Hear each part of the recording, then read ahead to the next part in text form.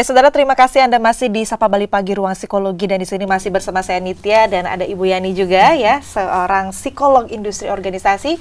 Tema kita hari ini adalah self-help dan juga produktivitas dalam new normal COVID-19 ini. Bu Yani, tadi kita sudah secara definisi terakhir ya, menjelaskan self-help itu ternyata memang selain berguna untuk kita, self-help tadi juga berguna untuk lingkungan kita. Manifestasinya itu seperti apa sih Bu Yani, self-help itu sendiri? Iya. Seperti tadi ya, self-help itu kan adalah keterampilan diri gitu ya, keterampilan membantu diri. Nah, kalau kita ngomong khusus di era new normal ini, tentunya adalah yang berkaitan dengan bagaimana kita menjaga diri dari serangan si virus ini dan juga tetek bengeknya gitu ya.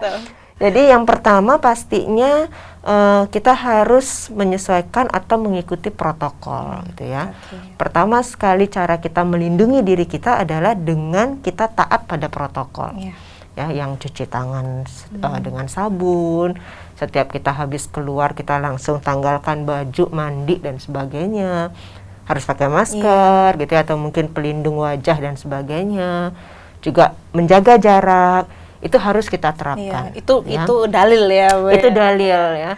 Sudah ada ayatnya, sudah paten. Jadi pertama sekali kita harus punya kesadaran untuk memenuhi itu. Nah, sekarang kita centang dulu nih diri kita, sudahkah kita melakukan itu gitu ya. Berarti kalau kita sudah mampu melakukan itu, paling tidak kita sudah mampu membantu diri kita gitu ya. Jadi self-help-nya sudah mulai jalan nih gitu ya.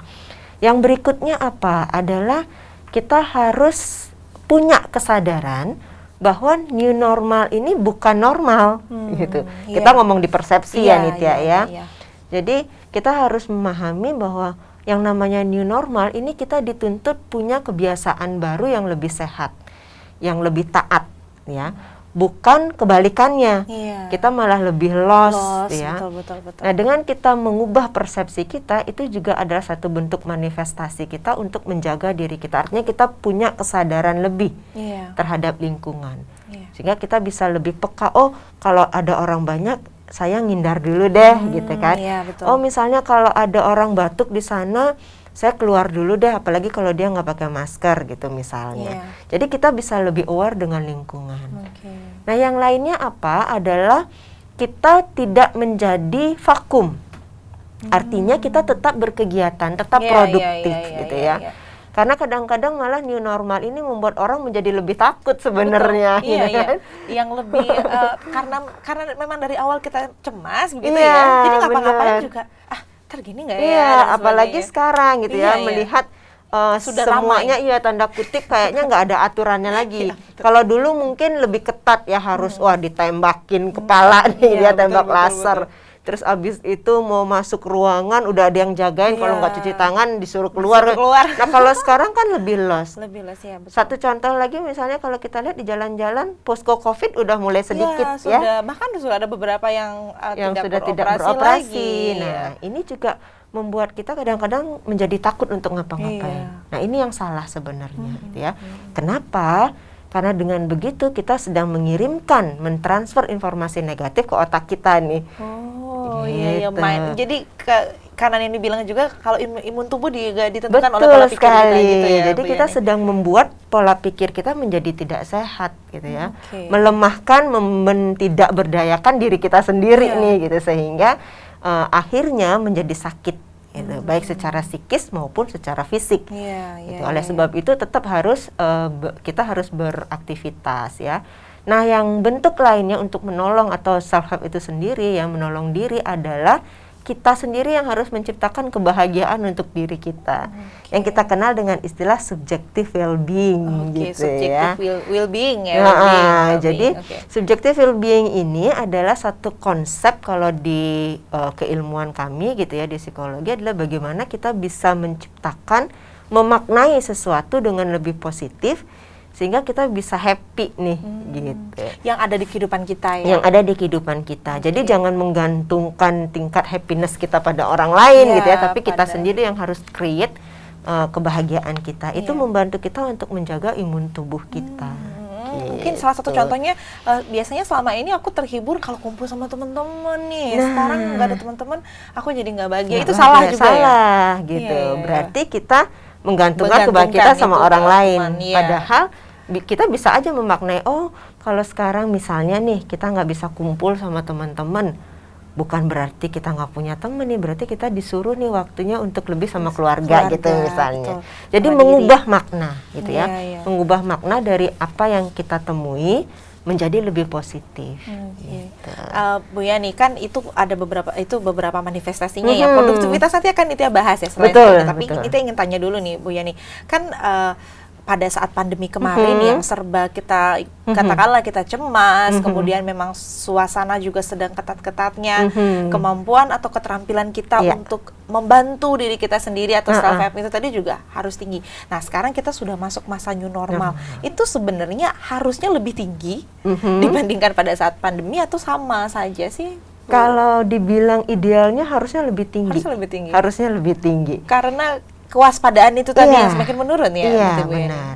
Karena masyarakat kita juga menjadi lebih tanda kutip lebih barbar ya di saat sekarang gitu ya. Artinya saya setuju. Benar ya.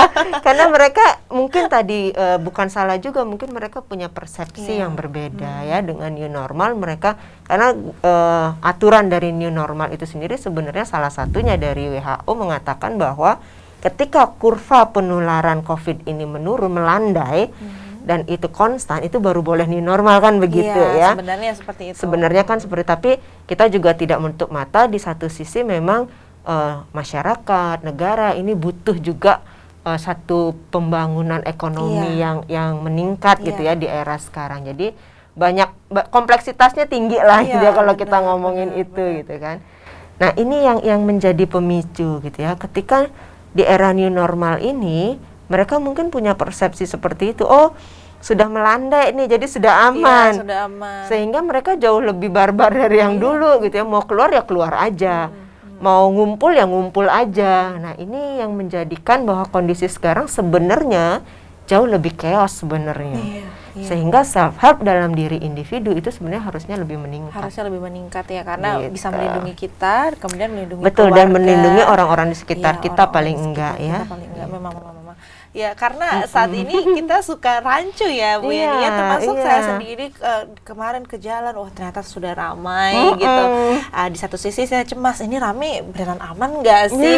Tapi di sisi lain saya ngerasa, tapi kan ya berarti kembali sebenarnya kuncinya ke diri ya. Ke diri self help itu tadi ya. Betul. Membantu diri sendiri. Tapi tadi Bu Yani bilang kalau ini adalah keterampilan gitu. Maksudnya harus dilatih. Kenapa Bu Yani ini? Kenapa? Nah, kenapa saya katakan ini sebagai keterampilan bukan bawaan gitu ya. Karena memang self help ini akan terbentuk dan semakin terasah, semakin terampil kita melakukannya memang ketika jam terbang tinggi. Artinya kita banyak menemukan persoalan-persoalan yang menuntut kita untuk bisa membantu diri sendiri. Makanya kalau dulu zaman saya kuliah gitu ya, justru self help ini sampai dibuat sebuah program nih Nitya. Jadi teman-teman kuliah tuh sengaja dilepas di hutan, terus kita camp sendiri tanpa membawa peralatan apapun. Jadi kita harus hidup dengan yang ada di alam itu gitu ya. Harus survive dengan itu. Harus survive untuk melatih sense kita, melatih keterampilan kita untuk bertahan hidup, artinya menolong diri kita sendiri gitu. Sampai ada program begitu. Nah, ini menunjukkan bahwa sebenarnya self help ini adalah sesuatu yang harus dilatih. Itu gitu. Soft skill juga ya. Soft skill yang benar. Di masa pandemi ini kita bisa latih. Harus gitu, miliki ya. Harus punya, gitu. Tapi memang betul ya, karena bilanglah berpikir positif saja itu butuh latihan. Nggak segampang orang bilang kita harus berpikir positif dan sebagainya. Nah, kalau untuk produktivitas sendiri ya Bu Yani ya, sekarang kan memang kita karena kembali lagi Bali tatanan Bali era baru begitu, beberapa instansi juga sudah mulai bekerja seperti biasa. Kita sudah harus mulai produktif. Nah, yang seperti itu gimana Bu Yani? Kalau dari sisi psikologi sendiri, produktifnya dulu pada saat kita di rumah aja sama sekarang itu kan beda ya? Iya, benar. Nah, ini kalau saya ngomong dari sisi industri organisasinya gitu ya. Kalau kita sebut produktivitas, berarti kan kita ngomong tentang kinerja nih, gitu ya. Nah, bagaimana kita tetap produktif di era new normal ini penting sekali. Karena apa? Seperti di awal Nitya sudah bilang bahwa tadinya kita di rumah, sekarang kita bekerja, gitu ya. ada sebuah peralihan kebiasaan. Nah, setiap orang tingkat kesiapannya itu berbeda-beda. Ya, sehingga penting sekali bagi orang-orang ini untuk punya satu keterampilan diri bagaimana menyikapi perubahan ini, agar dia nggak malas nih di tempat kerja gitu ya, agar dia mulai terbiasa dengan ritme kerja kantor yang baru. Iya. Karena dulu benar kata Bu Yani di awal ya, karena kita udah terlanjur di rumah aja, jadi bisa nyambi atau enggak. Ya kalau capek ya istirahat sedikit lah dan sebagainya. Sedangkan kita kembali ke kantor sudah dengan jam yang strict gitu. Apalagi sekarang jam kantor sudah setengah dari jam biasanya ya, setengah hari. Otomatis kita harus mengejar produktivitas itu di waktu yang sangat mepet gitu kan. Nah, ini harus disiasati. Kita ingin tanya nih Bu Yani, sebenarnya produktivitas itu apa sih Bu Yani? Karena kan ada yang bilang sibuk, wah kayaknya aku kurang sibuk nih. Sama produktif itu susah membedakan. Nah kalau dari psikolog Pius sendiri itu gimana memandang itu Bu Yani? Betul. Jadi kadang-kadang orang bilang produktivitas itu adalah melihat bagaimana keruwetannya. Seberapa sedikit dapat istirahat gitu. Benar ya. Nah kalau kita ngomong produktivitas, kita ngomong tentang kinerja. Kinerja apa? Berarti output kita dalam bekerja. Itu produktivitas gitu ya. Bukan seberapa banyak waktu yang kita pakai bekerja gitu ya. Seberapa kelihatan riuhnya kita, itu bukan produktivitas. Yang kita bilang produktivitas adalah hasil kerja kita, output. Ya, ketika dikatakan tinggi produktivitasnya, itu berarti output yang kita hasilkan itu dalam jumlah yang memenuhi standar yang sudah ditetapkan. Iya, meskipun tidak terlalu riuh gitu, tapi kalau outputnya banyak itu kita sudah dibilang produktif. Kita akan membahas lebih lanjut sebenarnya gimana kita untuk bisa menjaga produktivitas kita di era pandemi ya. Dan berbicara soal itu tadi, produktif dan sibuk dan sebagainya, tapi setelah yang satu ini ya. Saudara, kita masih akan berbicara soal self help dan juga produktivitas di tengah era new normal saat ini, tapi setelah yang satu ini tetap di Sapa Bali Pagi Ruang Psikologi bersama saya Dewi Indah dan juga Ibu Yani.